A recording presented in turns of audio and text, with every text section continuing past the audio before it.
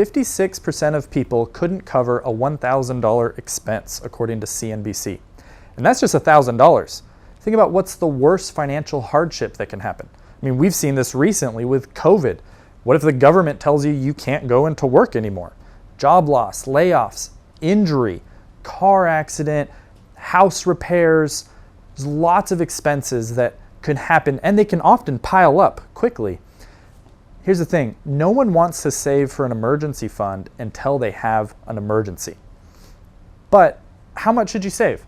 Well, the common rule that you'll hear pretty much anywhere is 3 to 6 months of expenses. And that's a good rule to go by. There's some things that could change that. Now, that's expenses. That's not necessarily your gross income. You make $100,000, but maybe you have taxes that come off, some of your savings that come off. The money that you have in emergency fund, you've already paid taxes on, so it's not subject to additional taxes. So you can have less. You want to think about what is your expenses? What does it take to live on? You also want to think about what would it take to recover from an emergency? You know, if you lost your job, if you got injured, you know, it's going to take a while to get a new job. How long does disability insurance kick in? There's often about a 90-day waiting period before that money starts coming in, if you even have it.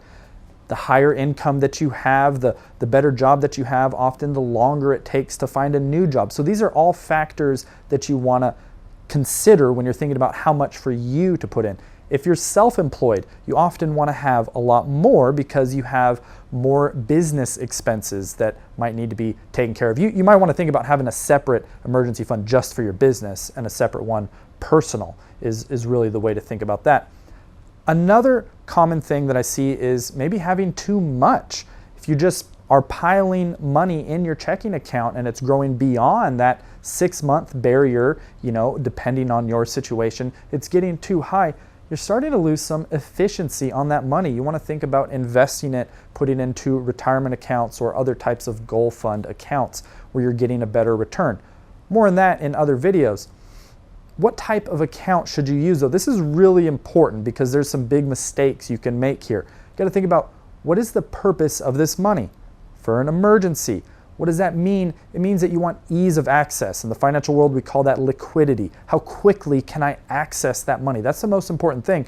So, you know, you might see advertisements at your bank or wherever for like a CD. Well, the problem with a CD is that your money's locked up for a period of time. You don't want to use a CD for an emergency fund. You know, a 1-year CD, 2-year, 5-year, that's how long your money is locked into that. You want to use just a regular savings account or even a checking account that has interest on it. You want to get the best interest that you can, but you want that liquidity. Here's another tip. I really recommend using a separate account from your regular checking account so that money is, you know, separate when you look at your bank statement. Even naming the account, most banks let you name it. Name it emergency fund money so that you see it, it's separate. It's kind of a mental thing. It makes you not touch that money. You know, this is set aside for that purpose. Now, again, when it comes to type of account, I see often there's two types of people. Some are more risky and they want that extra return and they're pushing for it.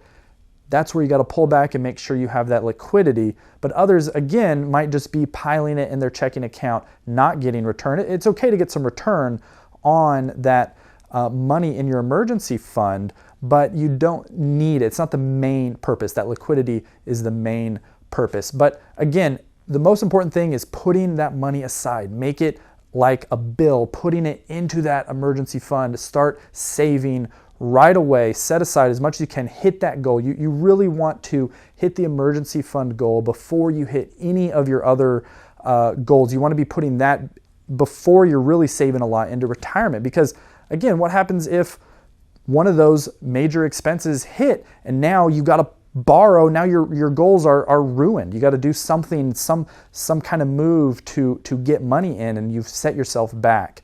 So you want to hit this one first, and then those other goals can start being added on top. So make room in your budget today. You don't want to be caught unprepared.